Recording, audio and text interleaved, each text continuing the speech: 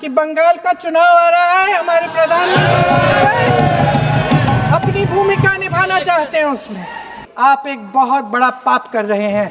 इस पाप में कांग्रेस पार्टी शामिल नहीं होगी। ये राष्ट्रगीत वंदे मातरम हमेशा से हमें प्यारा है, हमेशा से हमारे लिए पवित्र रहा है और हमेशा के लिए हमारे लिए पवित्र रहेगा। धन्यवाद। आपने बहस मांगी है, आप तो इलेक्टोरल रिफॉर्म्स की बहस नहीं मांग रहे थे कि जब तक हम इस पर बहस नहीं करेंगे तब तक उस पर बहस नहीं होगी। इसकी वजह क्या है? हम आज यहाँ ये बहस क्यों कर रहे हैं? हमारा राष्ट्रगीत है, इस पर क्या बहस हो सकती है? हम ये बहस यहाँ आज 2 वजहों से कर रहे हैं। पहला कि बंगाल का चुनाव आ रहा है, हमारे प्रधानमंत्री अपनी भूमिका निभाना चाहते हैं उसमें। और दूसरी वजह ये है, ये मकसद है, पुरानी मकसद इनकी अध्यक्ष महोदय, कि जिन्होंने स्वतंत्रता की लड़ाई लड़ी, जिन्होंने देश के लिए बड़ी बड़ी कुर्बानियां दी, उन पर सरकार नए आरोप लादने का मौका चाहती है। देश का ध्यान फिर से जनता के ज्वलंत मुद्दों से भटकाना चाहती है। यही एक मकसद है आपका। वह केवल एक विषय नहीं है, भारत की आत्मा का एक हिस्सा है। हमारा राष्ट्रगीत उस भावना का प्रतीक है जिसने गुलामी में सोए हुए भारत के लोगों को जगाया, जिसने उन्हें हिम्मत दी कि ब्रिटिश साम्राज्य के सामने खड़े होकर वह सत्य और अहिंसा के नैतिक हथियारों के साथ सामना कर पाए। आज ये चर्चा एक भावना के ऊपर है।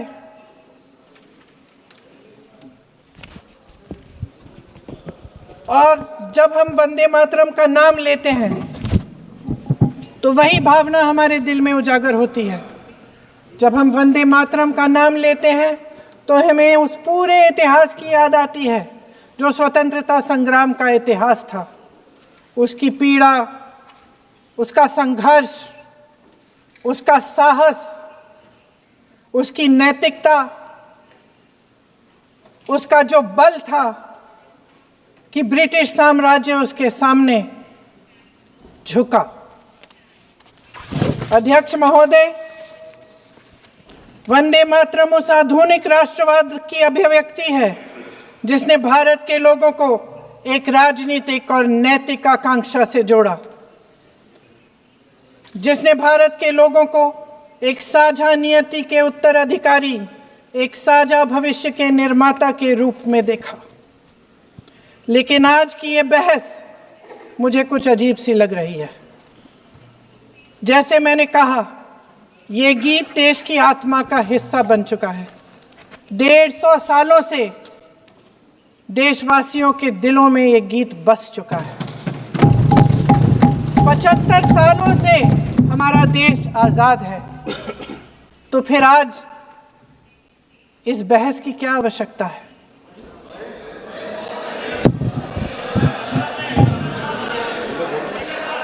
हमारा यहाँ मकसद क्या है? जनता से हमें दिया गया दायित्व, जनता का विश्वास, उनके प्रति हमारी जिम्मेदारी, हम किस तरह से इसका इस्तेमाल कर रहे हैं, हमें ये सोचना चाहिए। क्योंकि अब इस मोड़ पर हम इस सदन में अपने राष्ट्रगीत पर भी बहस करेंगे। आपने बहस मांगी है। आप तो इलेक्टोरल रिफॉर्म्स की बहस नहीं मांग रहे थे कि जब तक हम इस पर बहस नहीं करेंगे तब तक उस पर बहस नहीं होगी। इसकी वजह क्या है? हम आज यहाँ ये बहस क्यों कर रहे हैं? हमारा राष्ट्रगीत है, इस पर क्या बहस हो सकती है? हम ये बहस यहाँ आज 2 वजहों से कर रहे हैं। पहला कि बंगाल का चुनाव आ रहा है, हमारे प्रधानमंत्री अपनी भूमिका निभाना चाहते हैं उसमें। और दूसरी वजह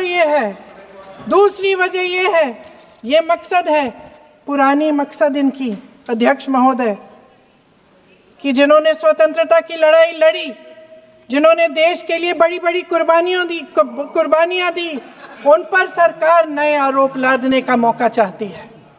देश का ध्यान फिर से जनता के ज्वलंत मुद्दों से भटकाना चाहती है। यही एक मकसद है आपका मकसद है कि हम फिर से उसी अतीत में मंडराते रहें, उसी की तरफ हम देखते रहें जो हो चुका है, जो बीत चुका है, क्योंकि ये सरकार वर्तमान और भविष्य की ओर देखना ही नहीं चाहती। वे इस काबिल ही नहीं रही। सच्चाई ये है अध्यक्ष महोदय कि आज मोदी जी वह प्रधानमंत्री नहीं रहे जो एक समय में थे। सच ये है कि ये दिखने लगा है, उनका आत्मविश्वास घटने लगा है, उनकी नीतियां देश को कमजोर कर रही हैं, और मेरे सत्ता पक्ष के साथी चुप इसलिए हैं क्योंकि अंदर अंदर से वे भी इस बात से सहमत हैं।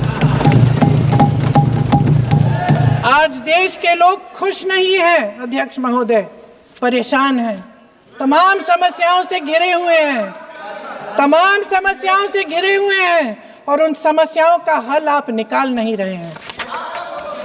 हाँ ठीक है, उसका भी बोल लेंगे, समय आएगा तो उसका भी बोल लेंगे, बल्कि कल समय आ रहा है, चुनाव पे चर्चा होगी, उस पे भी बोलेंगे। अध्यक्ष महोदय, इनके भी अपने लोग दबी जबान में कहने लगे हैं कि सारी सत्ता को केंद्रित करने से देश का नुकसान हो रहा है। इस बीच अगर हम अतीत की बातें नहीं करेंगे तो कौन सी बातें करेंगे? ये किसी और बात के काबिल ही नहीं है, सिर्फ ध्यान भटकाना है जनता का। इसलिए आज हम वंदे मातरम पर चर्चा कर रहे हैं। वंदे मातरम देश के कण कण में जीवित है, इस पर बहस नहीं हो सकती। लेकिन चलिए, आपने बहस मांगी, आप बहस करना चाहते हैं, बहस करते हैं। आज इस चर्चा को प्रधानमंत्री जी ने शुरू किया, उन्होंने भाषण दिया, और इसको कहने में कोई झिझक नहीं है कि भाषण अच्छा देते हैं, थोड़ा सा लंबा, लेकिन भाषण अच्छा देते हैं। सिर्फ एक कमजोरी है, अगर आप इजाजत दें तो मैं बोलूं, एक कमजोरी है। हाँ, उसी पे बोल रहे हैं, वंदे मातरम पे बोलो आप। अब सर मैंने तारीफ कर ली, थोड़ा आज विषय वंदे मातरम का है तो हम वंदे मातरम पर ही रखें, ठीक रहेगा। सर ये वंदे मातरम पे ही है। सर आपने प्रधानमंत्री जी तक सुना था, अब तो शुरू नहीं हुए। सर भाषण बहुत अच्छा देते हैं, लेकिन तथ्यों के मामले में कमजोर पड़ जाते हैं, बहुत कमजोर। इसमें भी एक कला होती है कि तथ्यों को किस तरह से जनता के सामने रखा जाए। मैं तो नहीं हूं, जनता की प्रतिनिधि हूं, कलाकार तो नहीं हूं। इसीलिए मैं भी सदन के सामने कुछ तथ्य रखना चाहती हूं, लेकिन सिर्फ तथ्य के रूप में रखना चाहती हूं।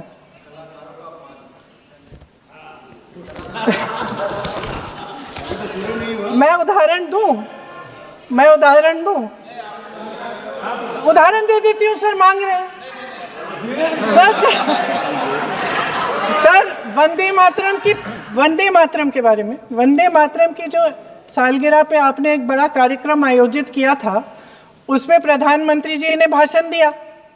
उसमें उन्होंने कहा कि 1896 में पहली बार गुरुदेव रविंद्रनाथ टैगोर ने ये गीत एक अधिवेशन में गाया।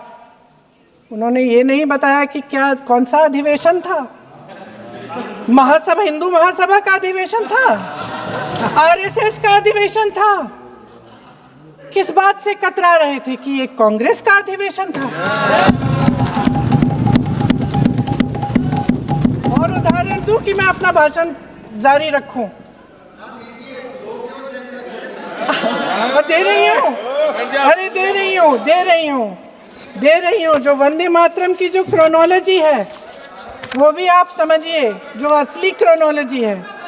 1875 में महाकवि बंकिम चंद्र चट्टोपाध्याय ने इस गीत के पहले दो अंतरे लिखे जो आज हमारे राष्ट्रगीत घोषित हुए हैं, मतलब जो घोषित हुए थे और जिसको हम आज अपना राष्ट्रगीत कहलाते हैं। ये पहले दो अंतरे लिखे 1882 में, 7 साल बाद उनका एक उपन्यास प्रकाशित हुआ, आनंद मठ।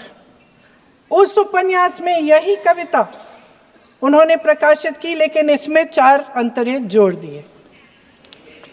1896 में कांग्रेस के अधिवेशन में गुरुदेव रविंद्रनाथ टैगोर ने पहली बार ये गीत गाया।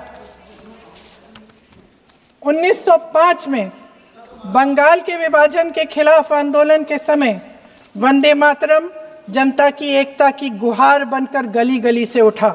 गुरुदेव रविंद्रनाथ टैगोर जैसे महान स्वतंत्रता सेनानी इस गीत को खुद गाते हुए बंगाल की सड़कों पर उतरे। विद्यार्थियों से लेकर किसानों तक, व्यापारियों से लेकर वकीलों तक हर कोई ये गीत गाने लगा। इस गीत की शक्ति को समझिए। ब्रिटिश साम्राज्य इसको सुनकर कांपता था और हमारे देशवासी इसको सुनकर वह मन बनाते थे, वह हिम्मत बनाते थे कि इस भयंकर साम्राज्य के खिलाफ सत्य और अहिंसा के नैतिक हथियारों को लेकर शहीद होने की तैयारी करते थे। ये गीत मातृभूमि के लिए मर मिटने की भावना को जगाता है। इस गीत की शक्ति ये है, इस गीत का हमारे देश से जुड़ाव ये है।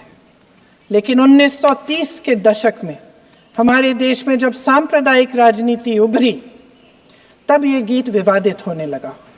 1937 में, अब ये मैं दूसरा उदाहरण देने वाली हूँ क्योंकि प्रधानमंत्री जी ने अपने भाषण में इसका उल्लेख किया और गलत किया, इसीलिए मैं इसके जो सच्चे जो तथ्य हैं वो आपके सामने रख रही हूँ। 1937 में नेताजी सुभाष चंद्र बोस कांग्रेस का अधिवेशन कलकत्ता में होने जा रहा था, उसका आयोजन कर रहे थे। तो जो मोदी जी ने पत्र सुनाया सदन में 20 अक्टूबर का और कहा कि जवाहरलाल नेहरू जी ने नेताजी को ये चिट्ठी लिखी और ये कहा कि इस पर चर्चा होनी चाहिए, उससे पहले 3 दिन पहले नेताजी सुभाष चंद्र बोस ने पंडित जवाहरलाल नेहरू को एक चिट्ठी लिखी थी जिसका जिक्र आपके प्रधानमंत्री ने नहीं किया। और इस चिट्ठी में सुन लीजिएगा,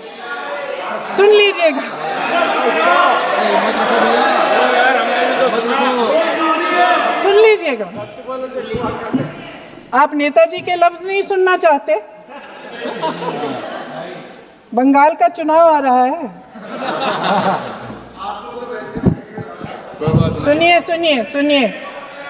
सुनिए। हाँ, कोई बात नहीं, हम तो देश के लिए हैं। हम देश के लिए हैं। आप चुनाव के लिए हैं, हम देश के लिए हैं। हम जितने भी चुनाव हारे, हम यहाँ बैठे रहेंगे और आपसे लड़ते रहेंगे और आपकी विचारधारा से लड़ते रहेंगे। अपने इस देश के लिए, अपनी इस मिट्टी के लिए लड़ते रहेंगे। आप हमें रोक नहीं सकते।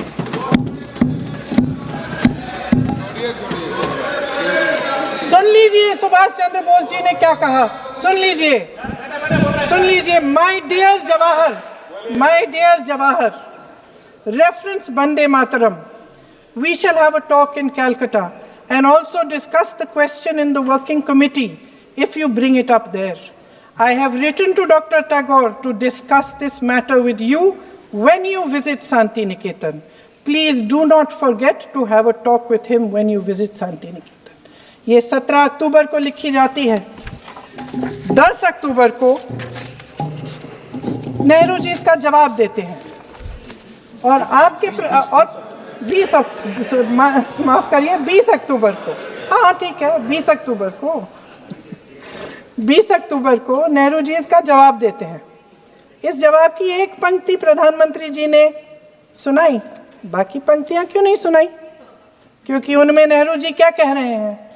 There is no doubt that the present outcry against Vande Mataram is to a large extent a manufactured one by the communalists. Whatever we can do, whatever we do, we cannot pander to communalists' feelings, but to meet real grievances where they exist. I have decided now to reach Calcutta on the 25th morning. This will give me time to see Dr. Tagore as well as other friends. समझ रहे हैं आप? प्रधान चुप है तो समझ ही गए होंगे। फिर क्या होता है? फिर नेहरू जी कलकत्ता जाते हैं और गुरुदेव जी से मिलते हैं, और उसके अगले दिन गुरुदेव जी एक चिट्ठी लिखते हैं जिसमें वो लिखते हैं, अंग्रेजी में चिट्ठी है, उसका एक अंश मैं आपको हिंदी में बता देती हूँ, जिसमें गुरुदेव जी कहते हैं कि जो दो अंतरे हमेशा गाए जाते थे उनका महत्व इतना गहरा था कि उस हिस्से को कविता के शेष हिस्से तथा पुस्तक के उन अंशों से अलग करने में उन्हें कोई कठिनाई नहीं थी। उन्होंने ये कहा कि स्वतंत्रता संग्राम में हमेशा से वही दो अंतरे ही गाए जाते थे और उनको गाते हुए कुर्बानी देने वाले सैकड़ों शहीदों के सम्मान के लिए उन्हें ऐसे ही गाना उचित रहेगा। उन्होंने यह भी कहा कि बाद में जोड़े गए अंतरों का सांप्रदायिक मायना निकाला जा सकता है और उस समय के माहौल में उनका इस्तेमाल अनुचित होगा। इसके बाद 28 अक्टूबर 1937 में कांग्रेस की कार्य समिति ने अपने प्रस्ताव में वंदे मातरम को राष्ट्रगीत घोषित किया। उन्हीं दो अंतरों को कार्य समिति की बैठक में महात्मा गांधी जी, नेताजी सुभाष चंद्र बोस, पंडित नेहरू, आचार्य नरेंद्र देव जी, सरदार पटेल जी, गुरुदेव रविंद्रनाथ टैगोर जी सब मौजूद थे। इस प्रस्ताव के ये सभी महापुरुष इस प्रस्ताव से सहमत थे। आगे क्या होता है ये भी सुना लूं। भारत की आजादी के बाद जब इसी गीत के इन्हीं दो अंतरों को 1950 में डॉक्टर राजेंद्र प्रसाद जी ने संविधान समिति में भारत का राष्ट्रगीत घोषित किया, तब लगभग यही महापुरुष मौजूद थे। इनके साथ साथ B.R. अम्बेडकर जी भी सभा में थे और इनके साथ साथ मेरे सत्ता पक्ष के साथियों के नेता श्री श्यामा प्रसाद मुखर्जी भी मौजूद थे। वही दो अंतरे राष्ट्रगीत घोषित किए। किसी ने कोई आपत्ति जारी नहीं की, कोई आपत्ति नहीं जताई। वैसे इन तथ्यों के साथ जुड़ा एक और तथ्य भी है जो मैं यहाँ पे आपके सामने रखना चाहती हूँ। आज हम अपने राष्ट्रगीत पर बहस कर रहे हैं, लेकिन हमारा राष्ट्रगान भी एक कविता का एक अंश ही है, एक लंबी कविता का एक अंश है। और इन दोनों राष्ट्रगीत और राष्ट्रगान के अंश को चुनने में सबसे बड़ी भूमिका गुरुदेव रविंद्रनाथ टैगोर की थी। वंदे मातरम के स्वरूप पर सवाल उठाना, जिसे संविधान सभा ने स्वीकार किया, न सिर्फ उन महापुरुषों का अपमान करना है जिन्होंने अपने महान विवेक से ये निर्णय लिया, मगर एक संविधान विरोधी मंशा को भी उजागर करता है। क्या सत्ता पक्ष के हमारे साथी इतने अहंकारी हो गए हैं कि अपने आप को महात्मा गांधी जी से, रविंद्रनाथ टैगोर जी से, राजेंद्र प्रसाद जी से, बाबा साहब अम्बेडकर जी से, मौलाना आजाद जी से, सरदार पटेल जी से, सुभाष चंद्र बोस जी से बड़ा समझने लग गए हैं? मोदी जी का अपने भाषण में ये कहना कि राष्ट्रगीत को एक विभाजनकारी सोच द्वारा काटा गया, उन सब महापुरुषों का अपमान है जिन्होंने अपना पूरा जीवन इस देश की आजादी की लड़ाई में झोंक दिया। वंदे मातरम को विभाजित करने का आरोप लगाकर आप पूरी संविधान सभा पर आरोप लगा रहे हैं। उसके हर एक नेता को दोषी ठहरा रहे हैं। ये हमारी संविधान सभा और हमारे संविधान का खुला वार है। और जहां तक जवाहरलाल नेहरू जी की बात है, जितनी देर हमारे प्रधानमंत्री देश के प्रधानमंत्री रहे हैं, 12 साल हो गए हैं, लगभग उतने ही सालों के लिए जवाहरलाल नेहरू जी जेल में रहे। किस लिए? इस देश की आज़ादी के लिए। उसके बाद 17 साल के लिए प्रधानमंत्री रहे। आप बड़ी आलोचना करते हैं इनकी, लेकिन अगर इन्होंने इसरो नहीं बनाया होता तो आज आपका मंगलयान नहीं होता। अगर DRDO नहीं बनाया होता तो तेजस नहीं बनता। अगर IIT और IIM नहीं बनाए होते तो हम आज IT में आगे नहीं होते। अगर एम्स नहीं बनाया होता तो हम कोरोना की जब बड़ी चुनौती का सामना कैसे करते? हाँ, वही बना कुछ भी। इसका मतलब है इस मुद्दे का जवाब नहीं है आपके पास। अगर इन्होंने BHEL, गेल, सेल, भाखड़ा नंगल ये सब नहीं बनाया होता जो आप सब बेच रहे हैं, तो ये विकसित भारत कैसे बनता? और मत बताइए बाकी। पंडित जवाहरलाल नेहरू इस देश के लिए जिए। सुन लीजिए, बेच लो यार, और बाकी भी बेच देंगे। पंडित जवाहरलाल नेहरू इस देश के लिए जिए और देश की सेवा करते करते उन्होंने दम तोड़ा। फिर भी सुन लीजिए, मेरी एक सलाह ले लीजिए। सर, मैं आपके माध्यम से सलाह दे रहे हैं। हम छोड़ना नहीं। सर, मैं आपके माध्यम से एक सलाह दे देती हूँ। हमारे प्रधानमंत्री महोदय 12 सालों से इस सदन में हैं, मैं मात्र 12 महीनों से हूँ। फिर भी छोटी सी सलाह है। उन्होंने अभी हाल ही में चुनाव था, कुछ महीनों पहले उन्होंने एक सूची निकाली थी कि विपक्षी दलों ने और विपक्ष के नेताओं ने कितने अपमान किए हैं इनके, और उसमें शायद 90-99 ऐसे उन्होंने अपमानों की सूची बनाई थी। तो मैं उनको एक छोटी सलाह देना चाहती हूँ कि नेहरू जी से जितनी भी शिकायतें हैं, जितनी भी गलतियाँ उन्होंने की आपके जहन में, जितनी भी गालियाँ देनी है, जितना भी अपमान करना है, उसकी भी एक सूची बना दीजिए। नहीं, बात खत्म नहीं है। 999 अपमान, 9,999 अपमान, सूची बना दीजिए।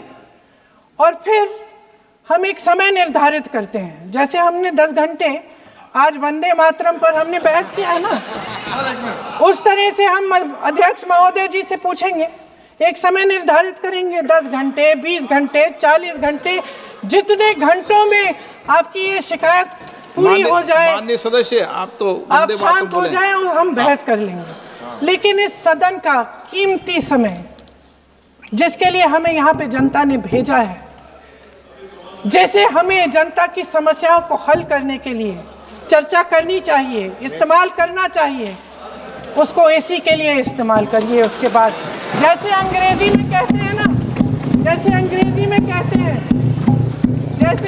में कहते हैं कि once and for all let's close the chapter, close कर लीजिए। देश सुन लेगा क्या क्या शिकायतें हैं, किसने क्या किया, इंदिरा जी ने क्या किया, राजीव जी ने क्या किया, परिवारवाद क्या होता है, नेहरू जी ने कौन सी गलतियां की, सुना लीजिए, फिर खत्म। उसके बाद बेरोजगारी, महंगाई, महिलाओं की समस्याएं, जो पीएमओ में हो रहा है उसकी बातें, उसकी चर्चा, जो बैटिंग ऐप के बारे में हो रहा है पीएमओ के अंदर, आप सदस्य प्लीज, जो एप्स्टीन फाइलों में आपके मंत्री महोदय के नाम निकल आए हैं, उसकी चर्चा करेंगे। आप वंदे मातरम में बोले, आप इधर उधर डाइवर्ट मत हो।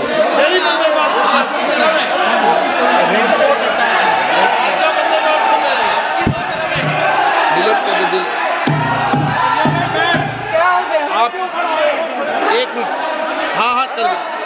क्या हो गया? अंत में चिड़ी गए।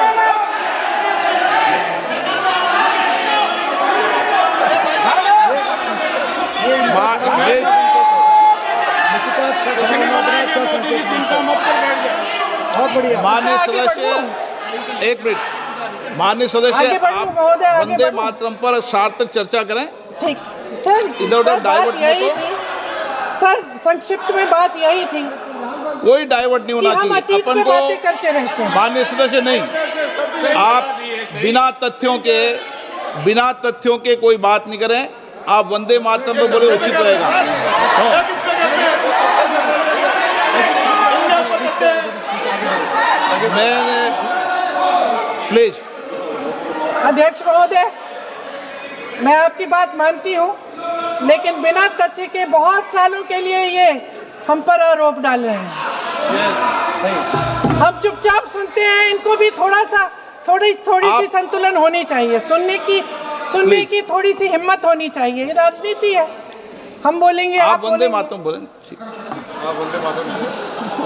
वंदे मातरम सर। महोदय, आज की ये बहस सिर्फ ध्यान भटकाने के लिए की जा रही है, क्योंकि ये सरकार इस देश के वर्तमान की असलियत छिपाना चाहती है।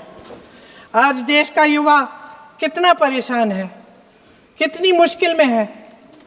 पेपर लीक होते रहते हैं, बेरोजगारी है, महंगाई इतनी बढ़ चुकी है। इसकी चर्चा हम सदन में क्यों नहीं कर रहे हैं? आरक्षण के साथ जो हो रहा खिलवाड़ है, उसकी चर्चा हम यहाँ क्यों नहीं कर रहे हैं? महिलाओं की बात होगी, बड़े बड़े ऐलान होंगे, मगर उनकी परिस्थितियों को सुधारने के लिए कोई ठोस कदम यहाँ क्यों नहीं उठाया जा रहा है? इन्हीं दरवाजों के बाहर खड़े होकर पत्रकार तरह आपने कहा कि आरोप मत लगाइए बगैर तथ्य के, तो मैं बोलूं कि नहीं बोलूं? नहीं, बिल्कुल नहीं। सर क्यों नहीं? नो, आप उधर की बात मत बोलो। आप जल्दी से बोल लेते हो, फिर आप सदन में बंद जो कर कुछ देना। भी बोले हैं वो तथ्यों से बोले। आपको हर चीज ऑथेंटिक करनी पड़ेगी, इसलिए आप तथ्यों से बोले। तत्ते पे लगाए। अच्छा सर, बड़े बड़े शहरों में प्रदूषण है, लेकिन हम इस सदन में बैठकर सिर्फ छोटी छोटी बातें करेंगे। जी, जो अतीत की बातें हैं ना, जो बार बार आप चाहते हैं कि हम पीछे देखें, लेकिन हम आगे भविष्य की बात, वर्तमान की बात, जो असली समस्याएं हैं उनकी बात न करें, ये छोटी बात होती है। आप में हिम्मत है तो भविष्य की बात करिए, हिम्मत है तो बात करिए कि बेरोजगारी क्यों है, कि पेपर लीक क्यों होते हैं। आप चेयर को एड्रेस करें। आपको अच्छा, खत्म कर लेती हूँ, चेयर के एड्रेस करो आप। अध्यक्ष महोदय जी, सच्चाई ये है कि इनका शासन दमन का शासन है। इनकी राजनीति दिखावे की राजनीति है, इवेंट मैनेजमेंट की राजनीति है, चुनाव से चुनाव तक राजनीति है, तरह तरह के ध्यान भटकाने वाले मुद्दों की राजनीति है। वंदे मातरम इस देश की उन्हीं उम्मीदों की गुहार है जिन्हें आपका शासन हर रोज ठुकरा रहा है। आज भी सरहद